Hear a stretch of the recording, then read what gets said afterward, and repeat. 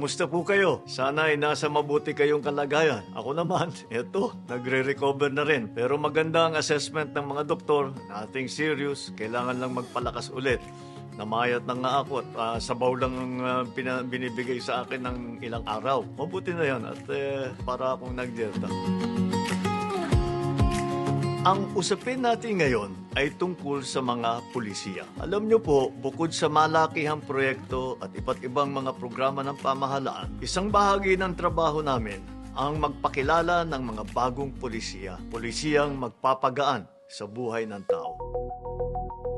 Paano natin malalaman na ang isang pulisiya ay maganda? Ang isang pulisiya na maganda ay matutupad kung anuman ang inyong ninanais, halimbawa para sa pamahalaan, para pagandahin ang buhay ng tao, para magbigay tayo ng magandang healthcare, para matulungan natin ang mga mahirap, para pababain ang presyo ng mga produkto, paano natin pagandahin ang ekonomiya. At kasama dyan sa pulisiyang yan, ang ibig sabihin ay ginagbibigay ng gabay kung paano natin aabutin ang ating mga pinapangarap. Pangalawa, nakakatulong sa pagpapabuti ng pag-uugali, behavior at pag-iisip ng mamamayan. Pangatlo, madaling maintindihan ng kung sino man ang kailangan magpatupad ng pulisiya na yon. Pang-apat, kayang ma-enforce at mag-implementa. Panglima, nakakatulong sa mamamayan, hindi pampabigat, hindi perwisyo.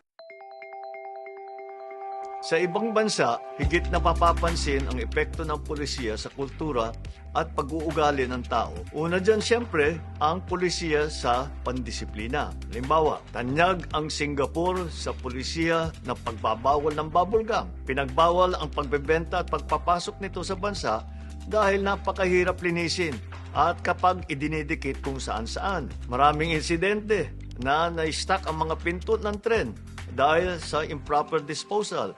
Lumalaki ang cleaning cost, nade-delay ang biyahe. Kamakailan, naglabas na rin sila ng pulisiya na mga online scammer ay sinasabi 6 hanggang 24 na palo ang aabutan ng mga mahuhuli na ginagawa ang labag sa pulisiyang nila. Sa Alemanya naman ay may mahigpit na pulisiya sa pagpapadaan sa mga ambulansya at iba pang emergency vehicle gaya ng fire truck. Naalala ko ito dahil may insidente tayong kamakailan kung saan hindi pinadaan kaagad yung bumbero kahit bumubusinan na siya. Sa Japan naman ay higit ang paggalang sa pedestrian lane. Kaya naman kahit mga bata ay kumpiyansang tumatawid dahil safe na safe ito. Marami ring mga pulisya patungkol sa work-life balance at wellness. May mga bansa gaya ng Espanya na may local policy na ina-encourage na mag-siesta. Nagsasara ang mga tindahan pagka panahon na mag-lunch. Maraming bansa, gayang ng Pransya, ang implement na right to disconnect policy. Ibig sabihin, hindi mo kailangan sagutin ang tawag ng trabaho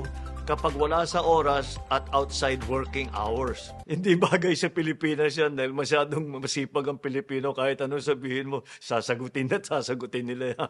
Sa Belgium naman, isa sa pulisiya nila at sila yung nauna rito ang tinatawag na 4-day work week. Ibig sabihin, sa isang linggo, 4 na araw lang ang trabaho. Lahat ng pulisiyang ito ay iniisip para magkaroon din ng mas magandang productivity ang mga mamamayan at mabawasan ang tinatawag na burnout. May iba namang bansa na may special policy sa kalusugan. Malalaking tax ang ipinapataw sa mga sugar products para ma-discourage ang mamamayan na masyadong ang pagkonsumo nito. Isa ang Mexico sa gumawa nito. May version din ng UK, Middle East, pati na rin tayo dito sa Pilipinas. Sa New York, ipinagbawal yung tinatawag na trans fat. Hindi ka pwede na mag-serve ng pagkain na may trans fat na laman. Ito ay paraan para labanan ang obesity at diabetes sa mamamayan natin. Maganda lahat yan. Yang sa road courtesy, kailangan natin yan. Pati yang sa kalusugan, kailangan din natin yan. Pero ang tingin ko, kailangan natin tutukan ang mga lumang pulisiya na nagpapabagal at nagpapahirap sa mga government transaction, sa ease of doing business. Ika nga, tanyag tayo sa polisiyang kailangan ng ID para mag-apply kumuha ng ID. Isang refleksyon ng manapakalumang sistema. Mahilig din tayo sa mga pag-fill out ng duplicate o triplicate. Yung mga abogado, kung yung kopya na hinihingi nila, dose-dosena. Sangkatutak ng mga form na pare-pareho naman ang hinihiling na impormasyon. Physical appearance sa mga transaksyon na pwedeng digital na. At marami pang iba na pampagulo lamang. Hindi tayo dapat pumipila ng madaling araw sa opisina ng gobyerno para lang kumuha ng isang dokumento. Kaya isa sa pinagtutuunan natin ay ang eGov app at digitalization ng government system. Maraming masosolusyonan na problema ito.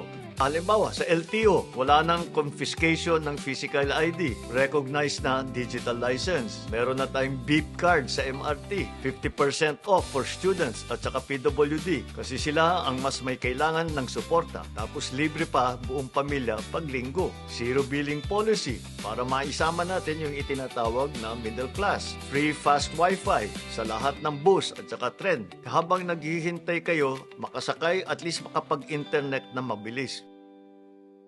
Makikita mo sa mga pulisiya ang mga pinapahalagahan natin sa ating bansa, ang disiplina, ang seguridad, kalusugan, at iba pa. Dito sa ating bansa, marami pang pulisiya ang kailangan natin baguhin at rebasahin. Nakikita natin sa balita at naririnig natin ang mga kababayan natin ang kanilang mga reklamo. Nakikita natin sa ating mga nakasanayang pamamaraan na pinaglumaan na ng panahon. Tila maliit na bagay pero laking perwisyo sa tao.